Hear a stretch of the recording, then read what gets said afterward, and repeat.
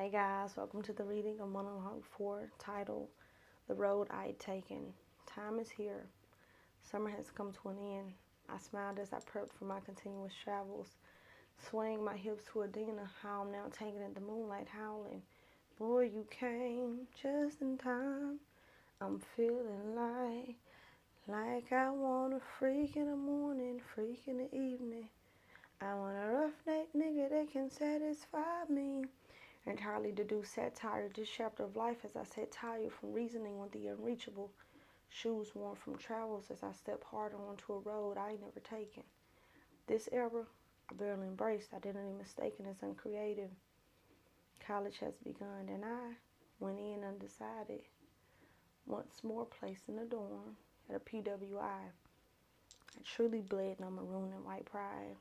I was just there, seeking a degree to which I plead, let me leave and find a new route.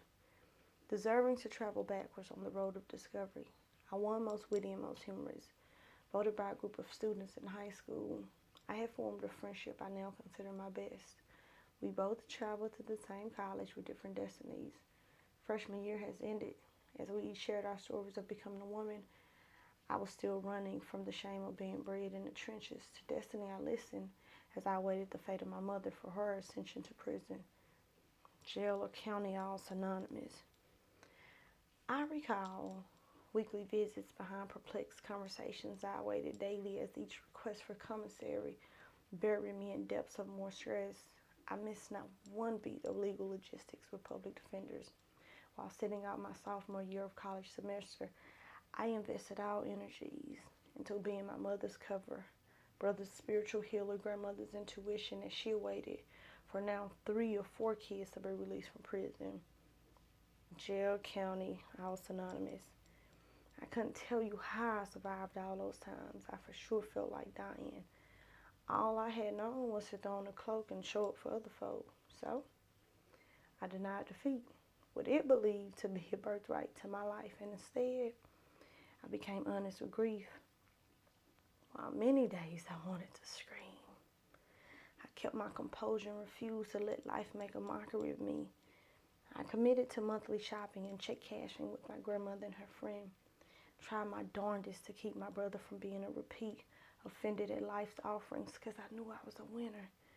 But I had only my beginnings to show him, some startups and refusals. I profusely studied knowledge in hopes to continue my schooling.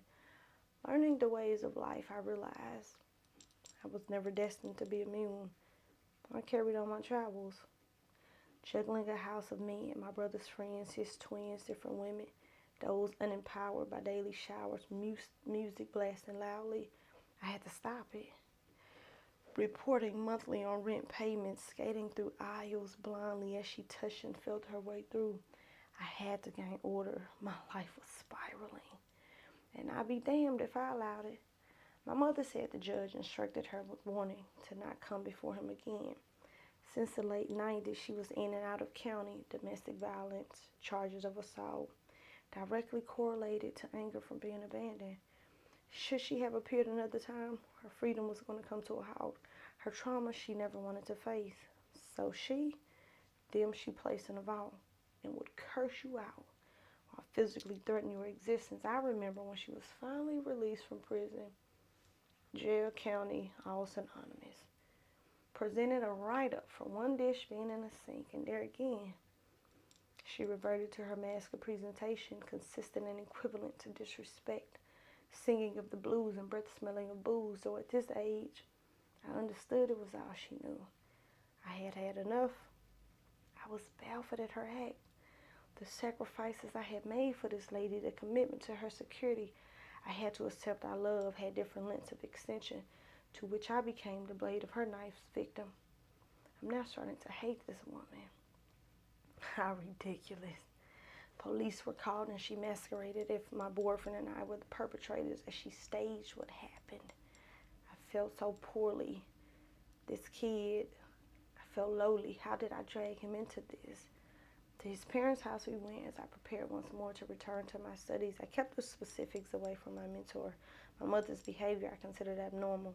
She never knew exactly what I had faced. I felt it was best to keep it that way, to minimize my list of reasons categorized in the charity case Back to college I went, still undecided in majors. Graduation was nearing. As I traveled between psychology and communication, I was fascinated with the study of people while seeking to understand my own complexities, shaping my digital interface. Beaming with pride, I continued on the road I had taken for a degree in communication. I saw a brochure said actress, and I said, yes, this could be. I might be the next Tyler Perry, so I stretched further onto the road, allowing myself to feel the natural elements of my surroundings, broadcasting past stations of trauma, fine-tuning me for the roads further in the distance. I halted to pause as I recited The Road Not Taken by Robert Frost. I diverged into the woods that felt like home, though my voice was only primarily heard through a microphone while I sat editing, producing media reels for a student-run TV station, reporting live my angles of life, now stricken with guilt. I tried everything to shift my brother's reality from his avoidance of prison. I learned another lesson along my way while I'm becoming more woman by the day. I lessened my weight for my mother to remove her drunken cloak and show a sign of softness or patience.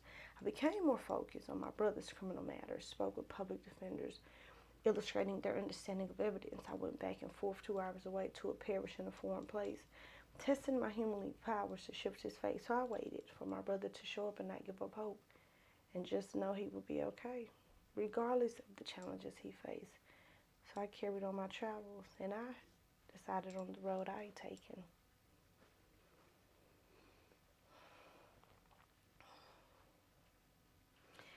Thank you all for being here. Thank you for listening. Thank you for your time and your attention. And this is new, so I'm still adjusting to where I should be looking to seem as if I'm making direct eye contact with you all, and I think this is best. So again, thank you for being here. Thank you for your time and your attention. If you have not already, make sure you subscribe to the podcast. Make sure you also turn on your notifications so you will be notified whenever I post new monologues weekly. As I promised, not just to you, but also to myself, this chapter of life is called Discipline. I am very committed, and there's so much knowledge and wisdom I want to share. There's so much that I'm still learning daily, and I can't wait to get to monologue number 8, which is going to sort of bring you up to speed to where I am today, carrying a baby boy that I'm so blessed and honored to be able to share this experience for the 3rd time. This will be baby number 3. And again, there's so much we still have to talk about. There's so much that I've learned thus far. There's so much that I believe on purpose to share. There's so much that I believe I have divinely experienced so that I won't withhold information. I don't want to gatekeep what could be some of your freedom. So thank you for allowing me to be in this position